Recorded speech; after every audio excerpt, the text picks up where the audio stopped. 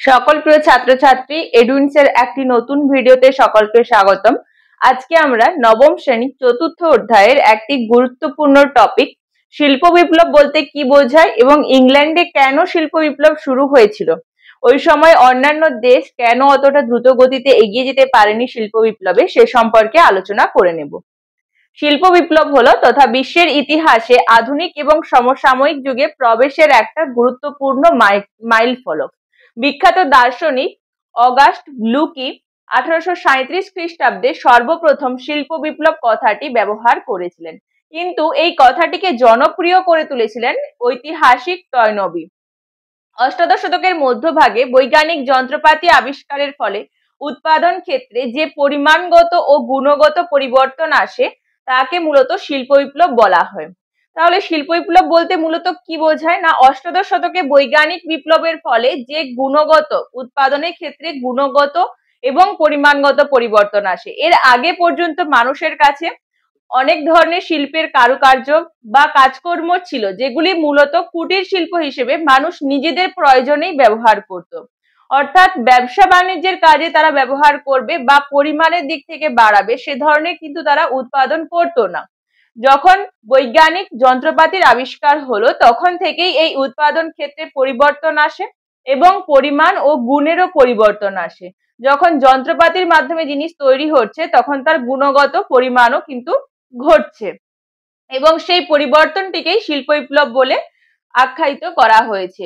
ঐতিহাসিক ফিশার মনে করেন দৈহিক শ্রমের পরিবর্তে যন্ত্রপাতির দ্বারা শিল্প সামগ্রীর উৎপাদন এবং এর ফলস্বরূপ উৎপাদন বৃদ্ধিকে শিল্প বিপ্লব বলে তিনি চিহ্নিত করেছেন। দৈহিক শ্রম অর্থাৎ মানুষ যখন নিজের পরিশ্রমে কোনো জিনিস তৈরি করছেন তার পরিবর্তে যন্ত্রপাতির দ্বারা যখন শিল্প সামগ্রী উৎপাদন ঘটছে। সুতরাং আমরা এই পয়েন্টটির মাধ্যমে দেখে নিলাম শিল্প বিপ্লব বলতে কি বোঝায় বা শিল্প বিপ্লব কাকে বলে। এই পয়েন্টটি কিন্তু আমরা একটি এমসিকিউ প্রশ্ন বা এসএকিউ প্রশ্ন 2 নাম্বার অথবা 3 নাম্বারের ক্ষেত্রেও পেতে পারি। এখন আমরা জেনে নেব ইংল্যান্ডে কেন শিল্প বিপ্লব এত দ্রুত গতিতে ঘটেছিল বা এত তাড়াতাড়ি সম্ভব হয়েছিল।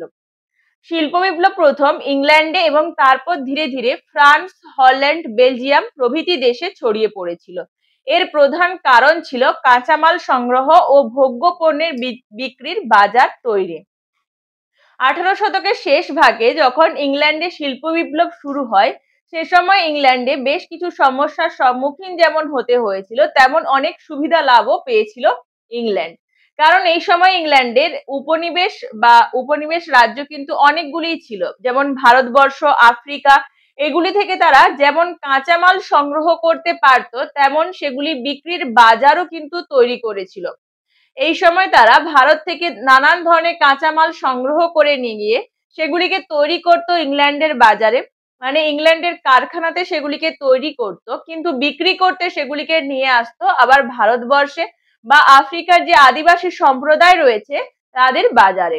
অর্থাৎ তাদের বাজারের জায়গা এবং কাঁচামালের জায়গা দুটোই কিন্তু তাদের সুবিধা থাকার কারণে অনেকটাই তারা শিল্প বিপ্লবের ক্ষেত্রে এগিয়ে গিয়েছিল।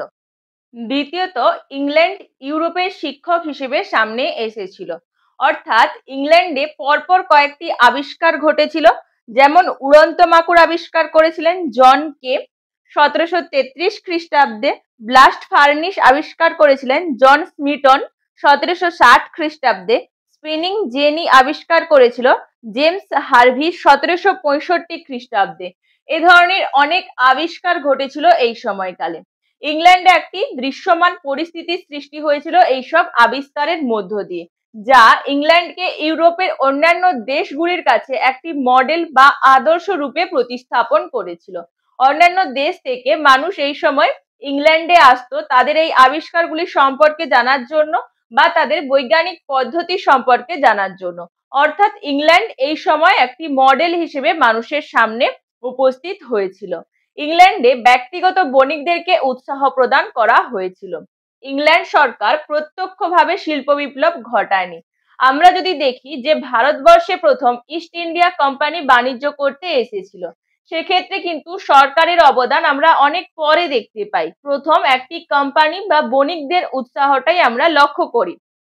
ইংল্যান্ড সরকার অবাধ বাণিজ্য নীতিতে বিশ্বাস করতেন এবং ব্যক্তিগত বাণিজ্য ও উদ্যমকে তিনি উৎসাহ দিতেন।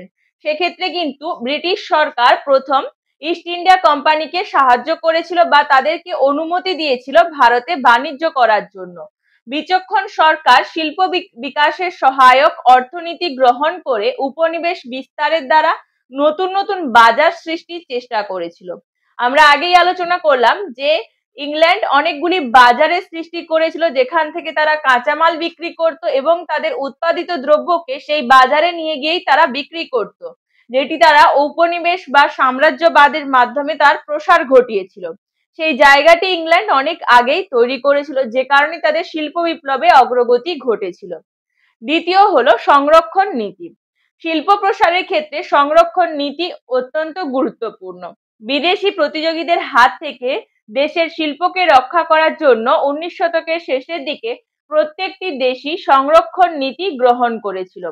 উদাহরণ হিসেবে যদি আমরা বলি, 1877 খ্রিস্টাব্দে বিসমার্ক সংরক্ষণ নীতি গ্রহণ করে। ফ্রান্স 1892 খ্রিস্টাব্দে শুল্ক আইন প্রবর্তন করে, যার দ্বারা ইংল্যান্ডজাত দ্রব্যের ওপর 74% বা 34% শুল্ক চাপিয়ে দেওয়া হয়েছিল। কত শতাংশ? না 34% শুল্ক চাপিয়ে দেওয়া হয়েছিল। তো এক্ষেত্রে শিল্পের বিপ্লবের বা শিল্পের প্রসার ঘটানোর জন্য প্রত্যেকটি দেশই কিন্তু এই সংরক্ষণ নীতি প্রসার ঘটিয়েছিল। সংরক্ষণ নীতিটি কি? না একটি দেশের দ্রব্য যখন অন্য দেশে বাণিজ্যের জন্য যাচ্ছে, সেখানে তাদেরকে একটা ট্যাক্স বা মূল্য বা শুল্ক তাদেরকে দিতে হচ্ছে এই সংরক্ষণ নীতির মাধ্যমে। মূল্যায়ন বা শেষ পর্যায়ে আমরা কি দেখে নেব? না শিল্প বিকাশের ক্ষেত্রে পৃথিবীর সব দেশ শিল্পায়নে গতি সমান ছিল না। সেক্ষেত্রে ইংল্যান্ডের অগ্রগতি আমরা একটু দ্রুত গতি দেখতে পাই। ইউরোপের সর্বত্রই শিল্প বিপ্লবের গতি ছিল স্লথ। মোটামুটি 1800 থেকে 1815 খ্রিস্টাব্দে ফ্রান্সে শিল্পায়ন শুরু হয়েছিল, তবে তার গতি ছিল মন্থর। এবং 1860 খ্রিস্টাব্দে রাশিয়ায় শিল্পায়ন শুরু হয়েছিল। তো ইংল্যান্ডের এই শিল্পায়নের কারণ বা শিল্প বিপ্লবের কারণগুলি আমরা এখানে আলোচনা করে নিলাম, এবং শিল্প বিপ্লব বলতে কি বোঝায় সেটাও আমরা আলোচনা করে নিলাম। আমাদের আজকের ভিডিওটি এই পর্যন্তই। ভিডিওটি কেমন লাগলো জানিও। যদি কোনো প্রশ্ন থাকে কমেন্টের মাধ্যমে জানাতে পারো।